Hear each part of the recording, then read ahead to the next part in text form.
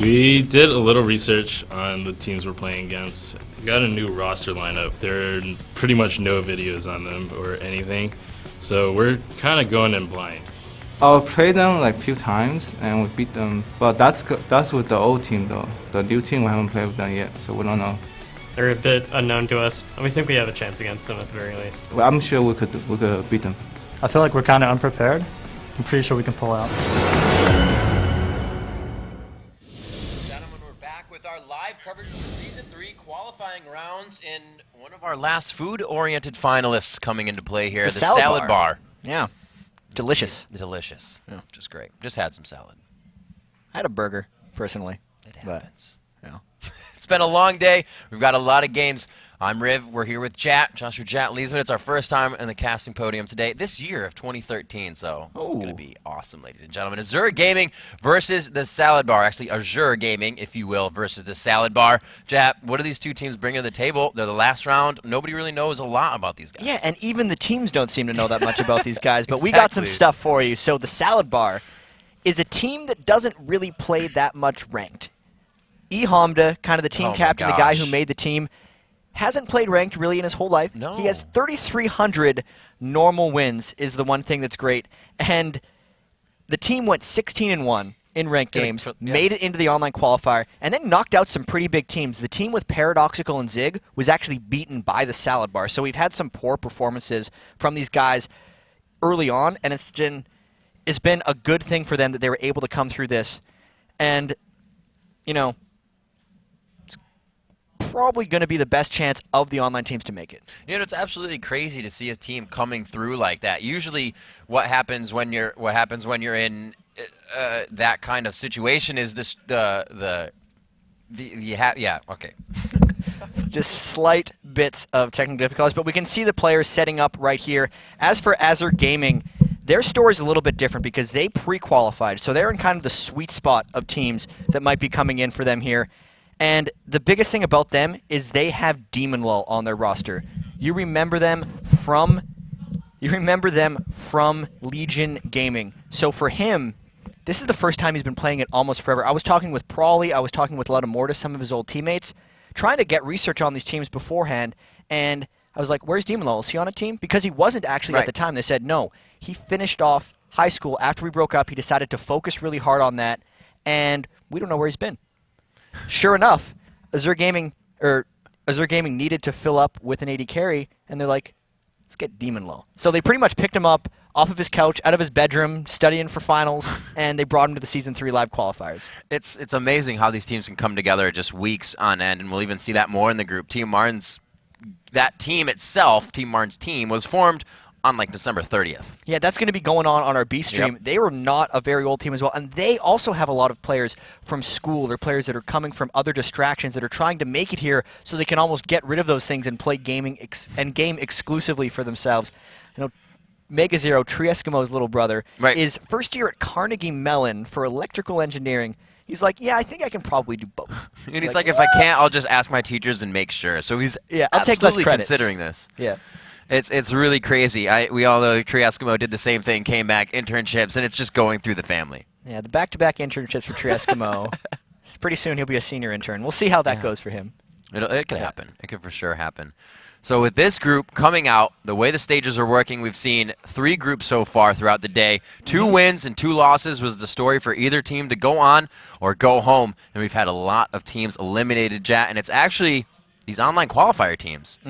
Everyone who managed to pre-qualify by some way, whether that was from the 2 teams from the North American Regionals, Fear and Curse qualified that way. We had one team, Meat Playground, they qualified from their finish at IPL 5. There was an IPL online qualifier. Then there were 3 MLG online qualifiers. And so far, all those teams are essentially undefeated as far as moving out of the groups. And then the 6 other teams that have made it from the online qualifier, which was based on ladder rank, and then our 32-team online tournament, they're all gone. And just for some context, in this group, that's Team Marn and the Salad Bar. They're really the last hope for the online qualifier. It's going to be crazy. You can really see where bolstered teams that were there throughout the year, that they were there to practice and have organizations behind them, have that experience. And we saw in the interviews definitively a lot of teams are saying, we know those teams that are above us are going to use that against us as well. And they have been pretty much throughout this entire thing. A lot of these games have had fairly close early game leads where that's the laning phase. These guys have the mechanical skill,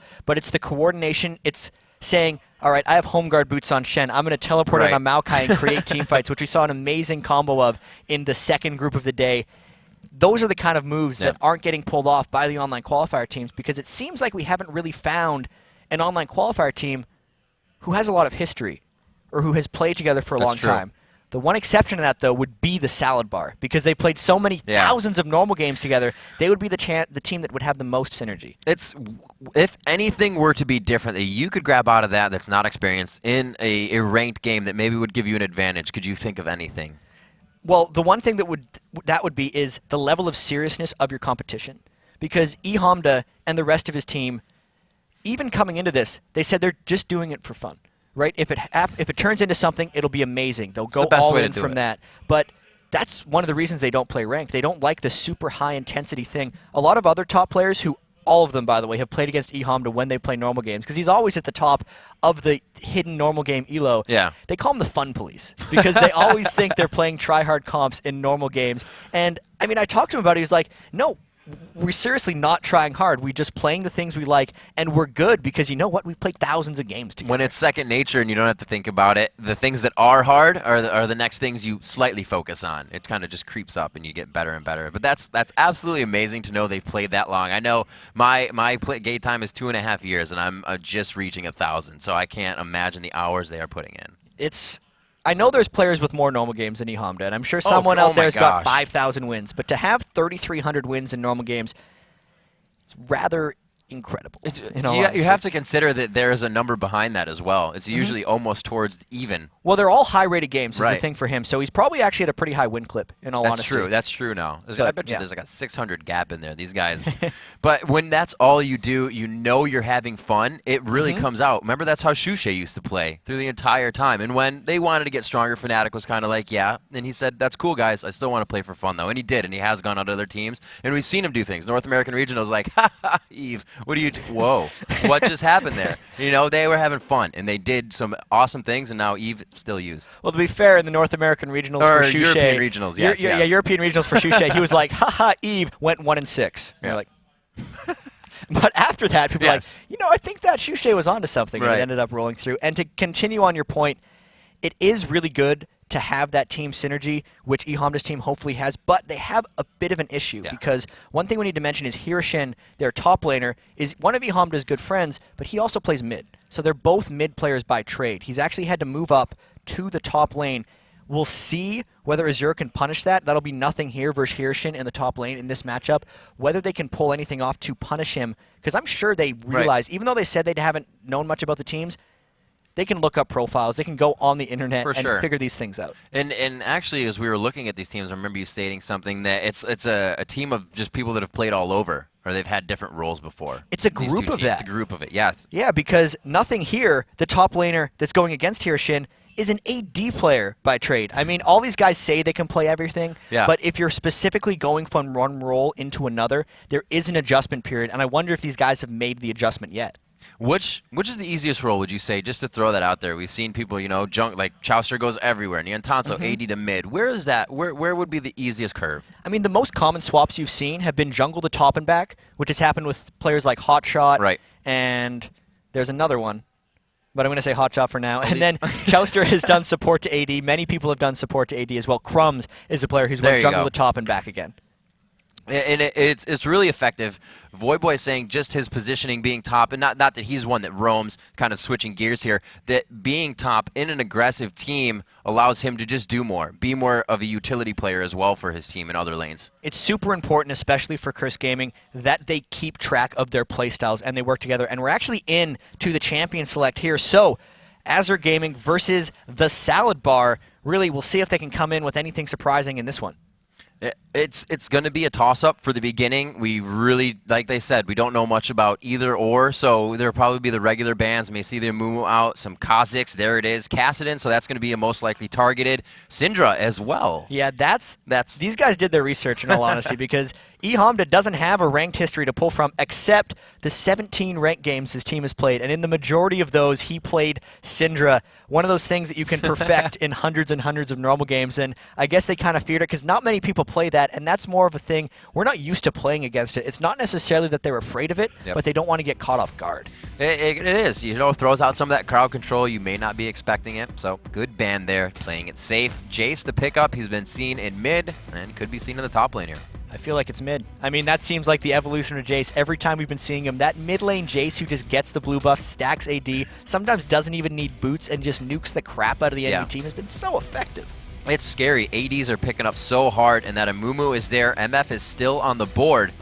And actually, they're going to quickly switch that, leave Amumu to Jambo. So that is the jungler picking his role. They've shown AD and jungle. Seems pretty standard for them.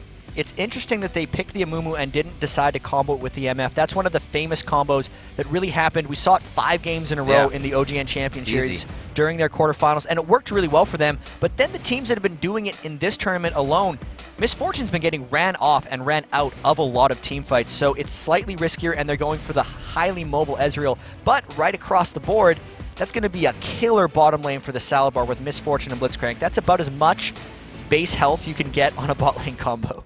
So with that, you know, we were talking, Freak and I were talking earlier about the Crepo and how he plays Leona. In that first level 1 and 2, you want to just bang it out and try and get yourself a kill, especially if you're against the Sona. What do these guys look to do? Is it early, get that first grab and just zone them? The biggest thing with Blitzcrank players, and the biggest complaint from people playing against Blitzcrank, is it's not even the hook. It's the fact that he has so much base stats that if he just runs at you at level 1 in the lane, you have to go the other direction. Because if you fight him, he's probably going to beat you up in the trade. And especially with someone like Ezreal, that's what we're going to have to look for. Whether Azure can turn something around based on that early game aggression. We saw some 3-man bottom lane camps in this tournament as well, already on the first day. But they might want to do something, as that's a very aggressive signal picking those two. And Azure coming in with a team that may never lose an objective. Oh dear. If they want to combo things, and here's the crazy thing, because Amumu has the smite, and then the two others, they have to communicate. It's like, okay, spike at now 3,000, because that's about how much true damage they can do with the smite, consume, and feast from Cho'Gath. A little bit more tank being brought in. Looks like we could have a Singed in this game as they hover on that, really to pick their last two. As we look to the other side, the AP mid still waiting for Azure as well, so they can counter the entire comp possibly. It's going to be very dangerous if they decide to go with that Singed. Singed is quite weak against sustained slows, and nobody sustains slows better than Nunu. So if he's looking to pick that, he's really going to have to get way far ahead, because they'll be able to chase the Singed if they have the Nunu slowing them down, which they already do, and they've locked it in. So that's, you know, Hirshin, a mid player by trade, going up in that top lane. I wonder if he knows the matchups in this case. It's not going to be a lane matchup, but in team fights and in general, he's going to be very pressed to do any good work. What are we looking for the mid here? It doesn't look like they'd want to go with a cat. There's too much to disrupt. Maybe something, well, I'm a liar. They're going to go with a cat. The thing is, they know they're laning up against Jace, and Katarina, if played properly, can dodge almost every shock blast with the Shunpo if she decides to. It's still an aggressive pick, and they're going to hopefully do a lot of trading along here, because Bloodwater, unless they're completely screwing with us, Bloodwater was a support for CLG Black before he joined this team, and Demonlo was an AD, but right now, everyone is on different things. I know nothing here is, they're trading now. They're just messing with us. So yeah, that Katarina pick, the only reason I would say no is there's just so much to stop it. You can get bopped, you can get popped up, you can get thrown, you can get knocked up by Power Fist, you can get grabbed out of it. There's a lot. Hammer from Jace. Four of those members have a way to stop that. But the initiation comes from Curse of the Sad Mummy. So it's almost got to be quick and, you know, not miss an inch. I would completely agree with you if it was before the Katarina rework. She's much less reliant on channeling that ultimate now. Okay. So with all these team comps, I actually am very interested in this game, because there is such a small knowledge base about these two guys, and I'm pretty confident one of them is going to move on to the next round at least. Yeah. Hey, they could both not make it. This is not like saying I think one of them is going to win the game. True. No, I know. I was gonna catch you on that, but it's possible. I worded it properly. You did. Yeah. You did. So we'll have to see as they load into the game. We have Azure versus the Salad Bar. Like I said, this is the final food-oriented team in the tournament. We've had Meat Playground, Falafel Gaming, and the Salad Bar coming in here. And everybody. So they're 1 for 1 so far with moving on. Meat Playground managed to make it through. But Falafel Gaming was no more. Everybody likes the salad bar, so if we don't have it on the next day, it's going to be detrimental. Yeah, one last tidbit of information here. St. Vicious said they have scrimmed the salad bar. It was 30-1. So we'll see if they've picked it up since then. Obviously, taking the transition from normal games to tryharding is a tough one, but they've had the time to do it. They seem to have done well in the online qualifier. Now they're running out of the base.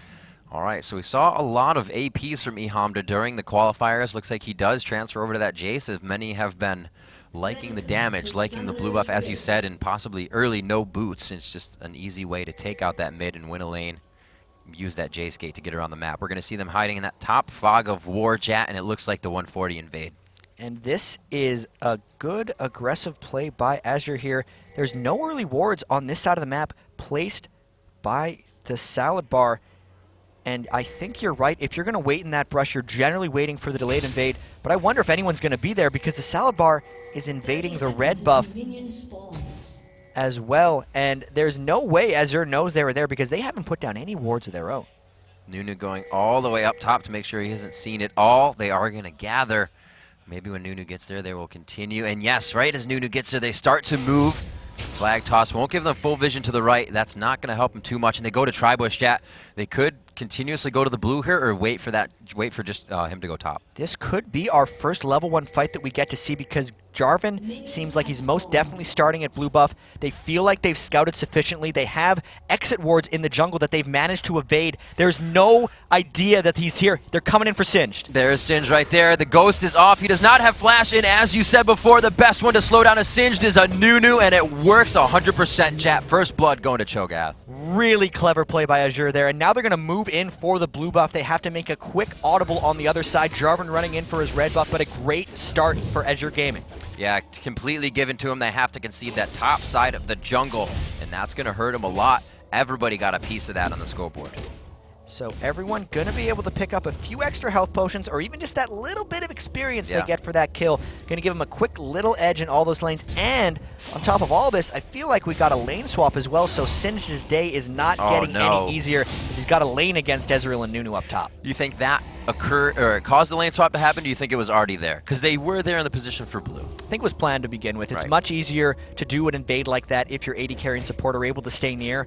Cho'Gath also had a teleport in case he would have needed to get down to the bot lane if there was some kind of extended fight, so I would definitely say that was premeditated. And we have the ping going down onto 0. They see that this jungle invasion trying to go down. Cho'Gath coming up onto that, and they may pinch him, but Cho'Gath now finds himself pinched in a 4v1 if he goes in all the way. He actually walks past Ghost. Ghost was focusing on the blue buff with no cooldown, so he could not pop up Cho, and they are just increasing the advantage now. That is a great development by them actually there. Able to pick up double buffs for himself. That is Ghost Zero of the Salad Bar's jungle. Despite losing his own blue buff, he's still going to be a threat to gank on Jarvan. And also, you know, chat, we poked at this early in another game. A lot of flasks versus that potion start. What's the factor there? So here we go. There's 3 flasks on the Salad Bar and 1 flask on Azure Gaming. Right off the bat, you're slightly weaker if you invest in the flask because you're paying for that refunding potion. So right now, they're going to have to be a little careful in lanes, but if they can extend the laning phase for a long duration of time and kind of stop the teamfights from happening, it might be good for them. Kirishin just super pushed into his turret, and it's the same story bottom lane. Mid. See Jarvan hovering just a tad there. Looks like he is forced to back off. Katarina has a wave coming, and they considered that just an easy shun pull away. Would it be a wasted gank?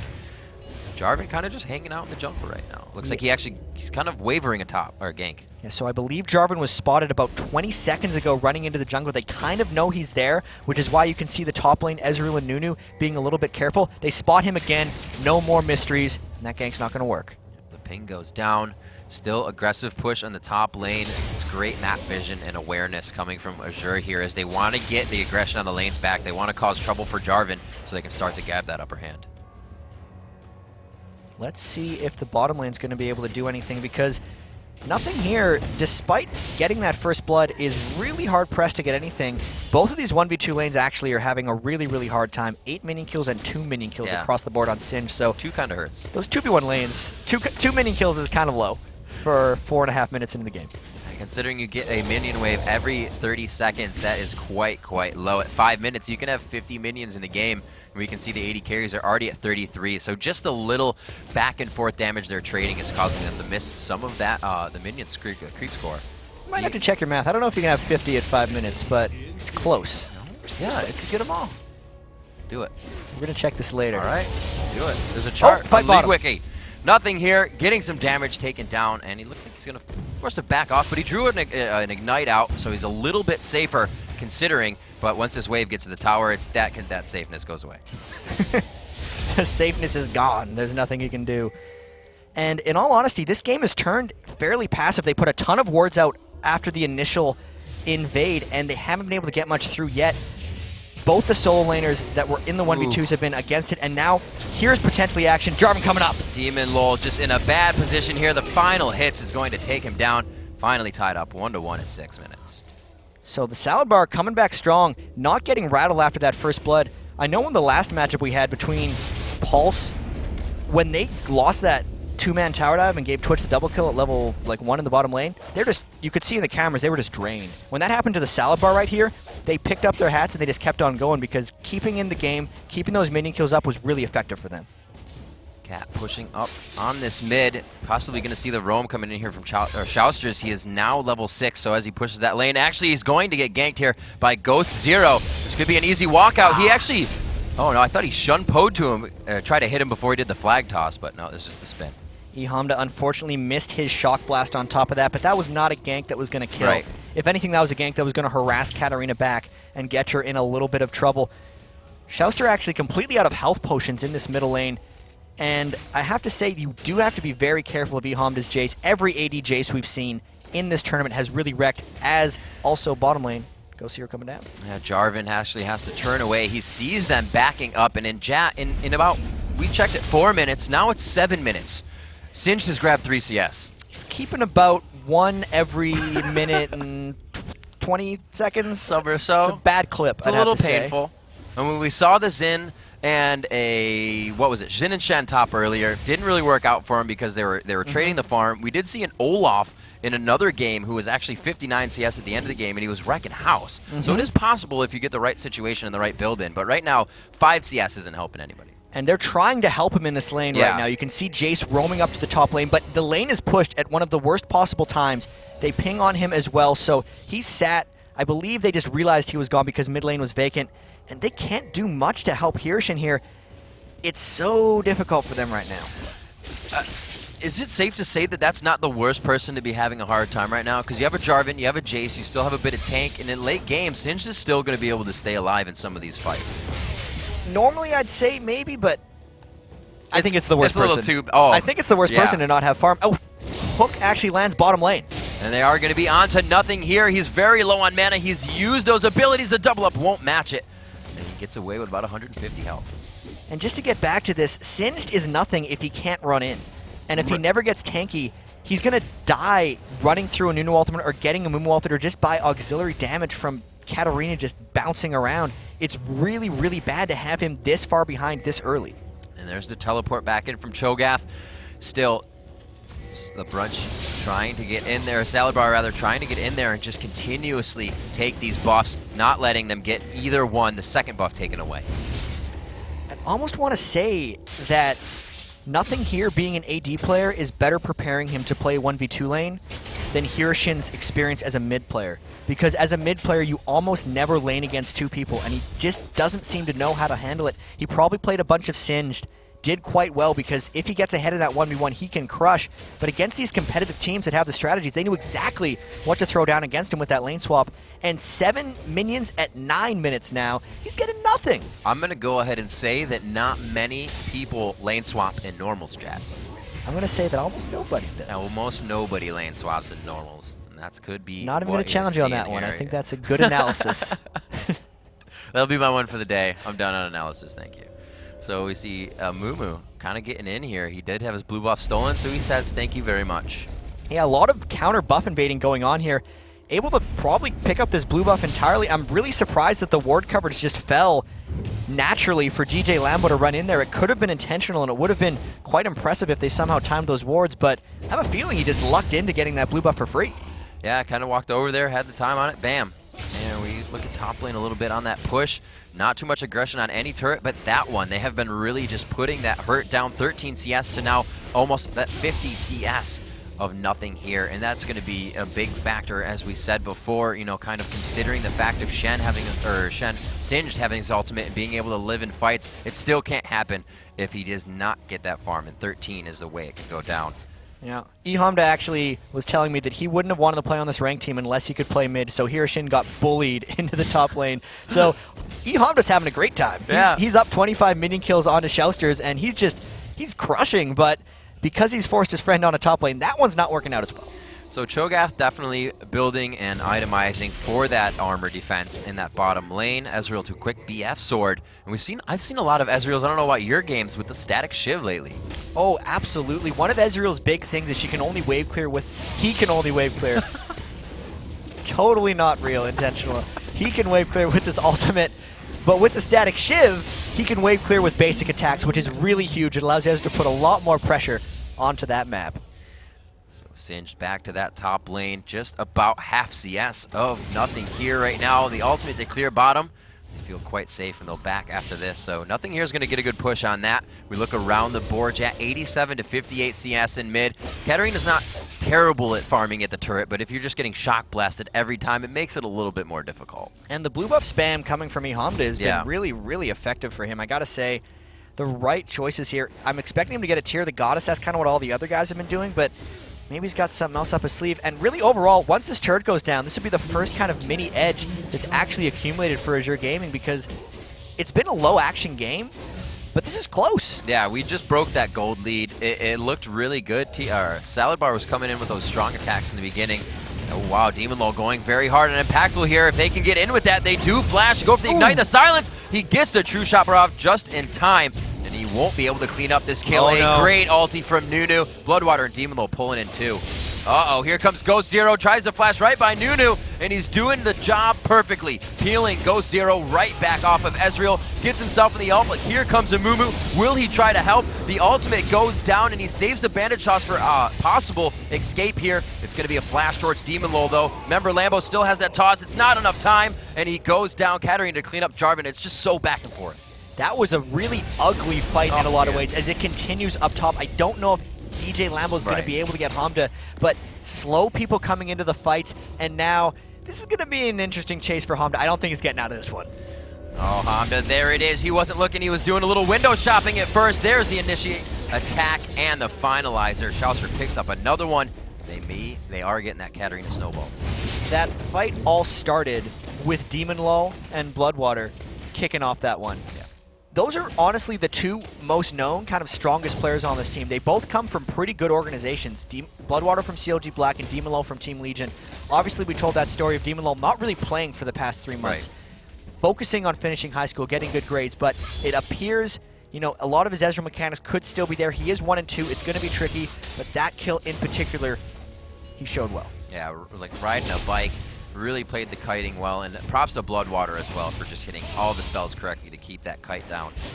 We are moving around 107 CS on MF to 99 of Ezreal, but he does have that Bloodthirster, and he's already stacking more damage. Looks like MF is trying to rush that Black Cleaver right away.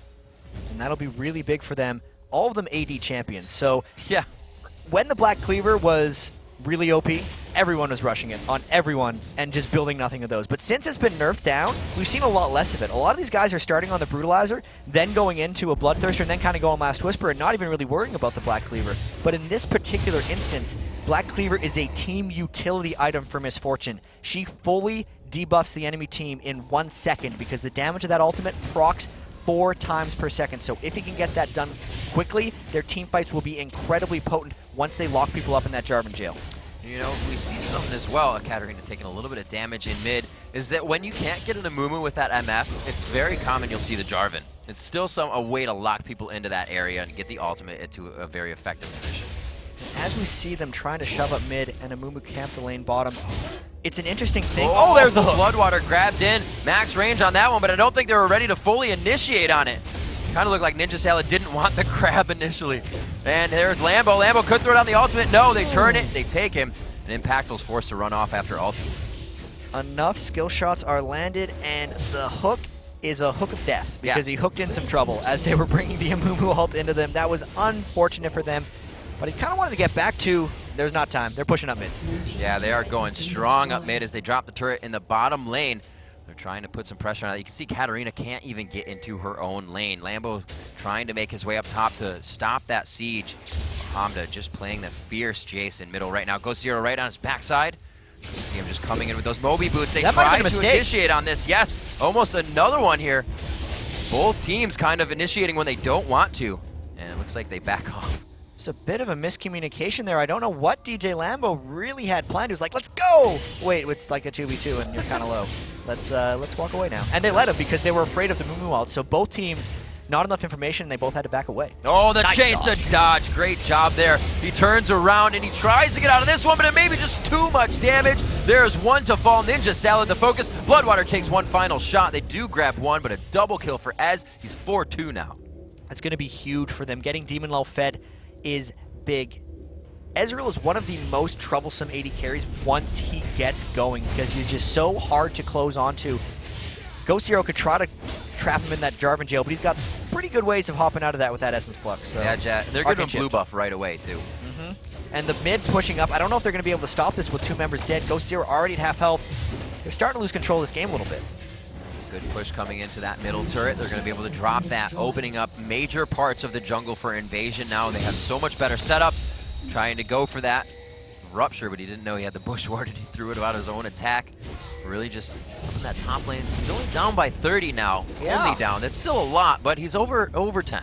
Look who's back in the game. 40 CS difference between him and nothing here, but it's a lot better than 7, in all honesty. He's picked up an immense amount of farm since Demon Law has started to roam around, but the only problem with that is Demon Law left that lane at like 0-2. Yeah. Now he's 4-2 as it's taken Hirshin that long to farm back up. Yeah, I like the choice of Rod of Ages as well. It's going to help him, just get some help when he won't be able to buy it, because he's still going to have a very slow game. This is almost out of the laning phase. Turrets are going down, so they're going to have to find this money from fights. It's coming a lot slower. And they're going to have to get this fight money fairly quickly. I'm not sure kind of how they're going to be able to do it, because Amumu's the one who basically decides how these fights happen. If they do anything, the Dragon hasn't been taken in quite some time, but using that bullet time to clear waves basically tells them, yeah, look at the ping. Immediately, they might just go for the Dragon because they know MF ult's down. There's 2 wards going down. They have it to clear that. The pink ward on the Dragon. They're going to set this up, see if they can get some movement through their wards now out of Salad Bar, and they're going to find out where they are. They're kind of pulling them out of the woodwork here. Still that push by Cho'Gath top Singed, finally forced to go with his team, but it looks like he'll actually have to stop that himself as he starts heading up. So a very, I'd say, curious game has come out so far. There's been a lot of somewhat sloppy, disorganized fights. It doesn't seem like these teams have the most secure strategies. And Azur's playing like a team who picked up an AD carry 2 days ago, right? Like, they don't seem to have the synergy quite there yet. And across the board on the Salad Bar, they're playing like a team that's off rolls a little bit, so they both really have to pick it up if they want to maintain in this tournament, I'd have to say. So let's look at the jungler's choice here. They're kind of milling about Dragon. May have to dip into this fight. But Amumu going for the Philosopher's Stone, not choosing to go for a Spirit Stone of any choice or health, but he went for the Sunfire Cape instead. Didn't finish the Golem Stone. What's the choice there? That's a choice of saying you're going to get health regen if you upgrade your Spirit Stone. Right. But you're getting a health regen for Philosopher's Stone as well, and gold per 10. You get slightly less. It's honestly just a preference choice. If you're going to go for the Tenacity upgrade of the Spirit Stone into the Golem Stone, it's probably a good choice as well. I've seen Amumu's do both, and I'm not really decided on which one's better yet. And they have the siege down onto the mid turret here. We'll have to see what Lambo can do for his team. Like you said, Jack, he is the one to depict the initiations. Looks like they say, let's take it calm for now. He's kind of actually taking quite a bit of damage from that poison here. They got to be sure not to get poked. Nothing here is out of position, but he has quite a bit of health, and that's not something they want to focus. They find Hirshin, and they will use that low farm to his advantage. The fight goes in, Katarina focusing 1, but it looks like Shouster could have himself out of position here. He gets jumped on and taken down. A few drop at the same time, and it's Salad Bar going for the run now as Azur chasing them down. That was a good initiation by DJ Lambo on Amumu, and everyone else was able to follow up. They put enough pressure on Impactful's Misfortune that he wasn't able to channel the MF ultimate. He actually died the instant he started trying. But the poke from Jace is actually going to try to stop him from getting this Dragon. But here's the new Cho'Gath. I don't see him being able to get this. No way. We talked about that feast, that consume earlier, and it looks like, bam, goes down. Jace tries, and it looks like Ninja Salad may as well, trying to attempt to stop They lose one and get Dragon, or they gain one and get Dragon, I should say. So now 30,000 to 25,000. That's 6/5 of their gold. Yep. Yeah, quick math fraction. I couldn't get the percent, so I decided to go and divide by 6. But how are they going to come back from this? Because they really need Misfortune. I guess I should tell you how they come back from this as the analyst. But Misfortune needs to be able to channel an ultimate. I'd say when DJ Lambo lands his Amumu ult, that's when Impactful has to put the MF ult down, because everyone wants to fly in and just dogpile onto an Amumu ult. That's when you catch them in the bullet time. It's funny how Misfortune works with Amumu in the same way that Misfortune works against Amumu. Yeah, that's awesome. Very cool point to make. You know what? Well, watch that happen the next time, too. Make sure we just kind of have that on Misfortune if the fight is applicable for her to just be ulting on that Curse of the Sad Mummy. A lot of gathering here in mid. Dragon was just taken down, so there's no real objectives, but waiting for the other team to make that mistake right now. And there's a lot of mistakes in this game. Yeah. In all honesty, like, normally you'd say, well, a team like X wouldn't make mistakes in these situations, but I'm not so sure on Azure Gaming right now. And I'm not trying to rag on these guys too hard, but they literally did pick up an 80 carry 2 days before the event, so it's a matter of coordination, and they're not there. If anything, this team will gel throughout this game, and you're seeing that. I mean, Demon Law almost seems to be getting his legs back as the game progresses, and they seem to be picking up and having a good lead, but they're going to still be prone to those errors. You just see the mind of Hamda. He wants to get that poke in all the time. They have pretty significant, not significant poke, but they have good poke. They can get some shots in there, double up, as well as that shock blast from Jace over and over and over. Great dodge again by Hamda. They're going to back out. They realize a little bit low on mana for Jace and Ghost. They're going to clear up their jungle chat. They have some lanes to push here. But like I said, no objectives yet. They do have some pings down. They have great ward coverage just all the way across. There's like a crescent across the top side of the map there. And as they siege down this mid turret, I kind of want to look at some of their items. The Aegis of the Legion being completed onto Bloodwater is really huge for them. That's the first real aura item. The counter aura, even though it's not an aura, but the counter team item from the Salad Bar would be the Black Cleaver. Because MF helping all the physical damage dealers is going to be fairly great for them. But just the gold leads, the fact they have the Sunfire Cape on Amumu, the huge amount of health stacking on Nothing here, the double buffs, and soon to be Infinity Edge coming in from Demon Law is going to be really huge the next time they group up for a team fight. A lot of backing going on here from the Salad Bar, but there's no pressure coming from Azure. This is kind of the part where they're like, I think they know they've been making mistakes and nobody wants to make one here. This is big. The next fight, if it's an ace, means Baron. Yeah, the death timer's going up and up, damage going up and up, Baron being up for about 7 minutes. Yeah. And you're absolutely right about this. These teams, a little gun shy. They're not trying any kind of split push tactics, and they're not putting on a huge amount of pressure. They're almost just all grouping up mid and hoping something happens. We know that the Salad Bar is going to be up there. All right, guys, and if you're just joining us here from the other stream, the Salad Bar versus Azure Gaming, and it looks like we are going to be 12-6, 23 minutes into this one, ladies and gentlemen, about 5,000 gold lead. If you were wondering, if you hadn't watched it, yes, Team Marn made it through that first game with a win, so we'll have to see what they can do throughout the rest of the tournament, but right now, these two.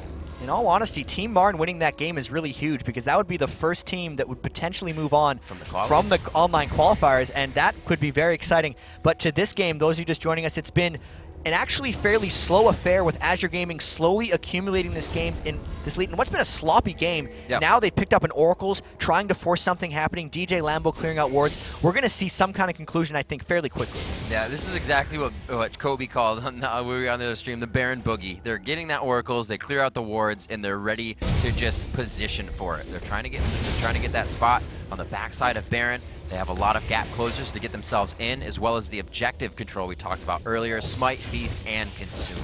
I like the Baron Boogie. Baron Boogie. Yeah, and they got excellent kill secure on the Baron buff as well. They'd have to be very careful going in against Jace and MF Poke if they want to corner themselves in that Baron pit, but they have a lot of forward wards, so they would be able to see the Salad Bar coming from a long ways away as they start on this Baron. I'd expect them to go for this as long as they don't think the Salad Bar is in range. And if the Salad Bar comes in, they're going to try to peel. Flashes up on Amumu. That would be how they start the fight. This is going to be some action soon. Here it goes, Jat. Baron is down to about 5,000 health. They are making the move on the fight. It looks like they flash out. Curse of the Sad Mummy goes down. Pirashin is off and running with Singed. And here comes Honda from the side. It looks like the focus is on to Demon Law on the left side of the map there, but it's going to be Ghost Zero going down first. DJ Lambill also finds himself on the ground. No more resets for Katarina, and Baron is just watching everybody punch each other in the face here. Demon Low shifts out again, kiting Ninja Sailor, takes him down. The True Shot Barrage across the fight, and Azure Gaming picks up the Baron dance. Demon Lull, after the Baron Boogie triple kill off of his couch a couple of weeks ago and into a 10-2 Ezreal game. Awesome team fight there. It was looking really dangerous for Azure because the Amumu ult landed, nobody closed on to Impactful, and he got a full bullet time off, so everyone was shredded for the duration of that fight, but they were able to pull off through that 6,000 gold lead now. They did come out of that 3 for 2. They didn't get the Baron, so not the perfect outcome for them, but it's still another gain of their lead.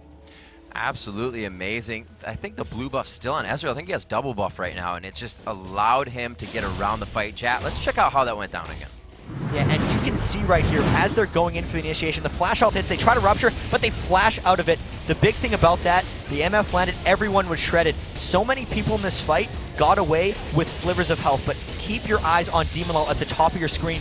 No one gets to Ezreal, and he just cleans up. No one can do damage to him enough at this time. They exhaust him, they knock him up into the air, but he's just too mobile. The Blood Boil, the slows from Blood Water just kill everybody there. Blood Boil and Blood Water. A lot of blood, and there is a dragon. More blood being spilled as the objectives are taken down. 39,000 to 32,000. 7,000 gold is definitely becoming quite the deficit. Usually around 5, you're like, the tide could be turned at any point. 7's kind of creeping up there. They got to be careful about these item completions and when they're fighting. Yeah, 7,000 gold, at least at this point in the game. It's all about the percentages, in all honesty. This is pretty much the same percentage lead they've had for quite a while now, but because of the time of game, the items they're increasing by a heck of a lot more, and the fights are becoming more and more impactful as we carry on here. And the biggest gold disadvantage I need to point out here is 11,000 gold on a Demon Lull. The next highest on the Salad Bar, 7,700. So he's got a 3,500 gold advantage on everyone, and he's wearing double buffs, which is it's a good outfit. It's classic. 10 of the team's 16 kills, and he's participated in 14 of all of them. All of them. He's 14 of the 60. Yeah, I'd say all of them. That's good. 40,000 now. That 7,000 gold lead, as we were just talking about here, at 28 minutes does mean a little bit more. That Infinity Edge, the Black Cleaver, and the Bloodthirster kind of matches up. It's got to be careful, but it's got to be in the ultimate, so they have to make sure they hit everything right. The Salad Bar wants that one good initiation, the Jarvan ult into MF, and they're really going to be able to turn things around. They had it last time, but there's just too much kite, too much runaround. So here's round 2 of the Baron bait. Salad Bar being much more cautious about the way they go in there, that Jarvan flag, scouting it out. Big thing about this one here, though, is nothing here in the bottom lane. He's completely alone. He's got his teleport up, so the Salad Bar coming in. Teleport coming, fight happens. There it is, Bloodwater. The True Shot Barrage actually passes through the Salad Bar, and they didn't expect a giant Cho'Gath coming through. There's the Katarina ultimate. Death Lotus takes down, actually, Blitzcrank. E-Hamda is the next to follow, and you could just see it is Team Salad Bar on the ground. Azure Gaming going for the Baron. All props to Demon Lull as he gets another triple kill in that fight. You see in lane, Ezreal can counter Blitzcrank by Arcane shifting out of his hook. Demon Lull did that mid-team fight, completely saving his tail, allowing the team to pick up that ace, gets the second triple kill for himself and a Baron. That was some amazing reaction time by Demon Lull. You know, and in the last fight, too, the replay we had, he actually shot a Mystic shot and knew he didn't have to dodge the fist that was coming at him because of the death of Blitzcrank happening before it came. He just stood there and he was like, yeah, that passed through me. Just take it. It passed through me. I knew it wasn't going to hit me. He just, like you said, knows his mentality is on the game. Maybe hanging out on the couch for a few weeks helped. You know, you take Math 12 and History and you're just ready to play Ezreal. I mean, you could play Explorer Ezreal. Mobile Fire. Well done, History. Sounds like a Mobile Fire build. Math and History? That didn't work very Ezreal well. works. All right. I'm lost. So we have Ninja Salad pushing up, Impactful, and E-Honda. They're just really trying to get these lanes pushed out so they can fight again in mid. Teamfight comps pretty much coming into fruition here for Azure Gaming, and we're seeing it. Yeah, the biggest thing here is they don't have a way of getting onto Demon Lull. And that's... You don't see these games as frequently since Season 3, where the AD carry just kind of takes over and becomes this unstoppable force. Yeah. There's so many kind of crazy assassins, Kha'Zix jumping in and one-shotting people, or, you know, Jace even poking down just we haven't seen many AD carries take over, but this is an example of Demon Law taking hold of this entire game. Obviously, he has a lot of support. The Amumu setup is amazing. The fact that Bloodwater is giving him the blood boils and amazing peels throughout this entire game, can't take that away from him, but it's just making him unstoppable. Now 5 members pushing up mid with the Baron buff. The Salad Bar pretty much has to fight right now. The Super Cho'Gath there. He actually, Lambo is forcing that fight you're talking about, chat. And the MF ult is not doing as much as it should. He still has about 20% of his HP, and they are just cleaning up TSB inside their base. Go Zero, Ninja Salad, both falling down. Katarina getting a few So you get the resets. pentakill? That could be the pentakill. Oh! No, he goes down by the hands of There it Jake. is. Yes, he does find it, and that doesn't suck, ladies and gentlemen. Demon Law with the Penta, just as we're saying, he's taking the team and putting it on his back. He destroys them down. All credit to High School for preparing him for this moment. Guys, this has been an absolutely amazing game. Azure able to take out this first matchup of the day. The Marn game, it ended in an epic base race that it was Echo going back on Anivia to save the day for his team. So I can't wait to see what that looks like at the review. I would love to see that again. I was curious about that. They said Marn wins in a close game. I was like, it's been like 20 minutes. Like, how is that game so close? What happened? And apparently it was because A sweet Base race. I gotta check Wow. it out. We have to. But we just had the Salad Bar versus Azure Gaming. Azure coming out really strong in that game. yeah, so now, since Team Marn won in the base race, if they can beat Azure, who looked very strong off the back of Demon Law, did have a sloppy opening, we could see our first online qualifier team making it out right after the break. And it would be amazing because it's one of the qualifying teams that is the loudest out of the qualifying teams that we have. So it would be pretty interesting to see what they have to say and what they can put up in the Season 3 Championship Series. Yeah, I need to take one more look at the pentakill, though, from Demon Law, because it was... I think this is our first pentakill of the tournament. You can see he just keeps his distance the entire time. I don't even need to speak over this one because he stays away and he's doing so much damage that he kills everyone.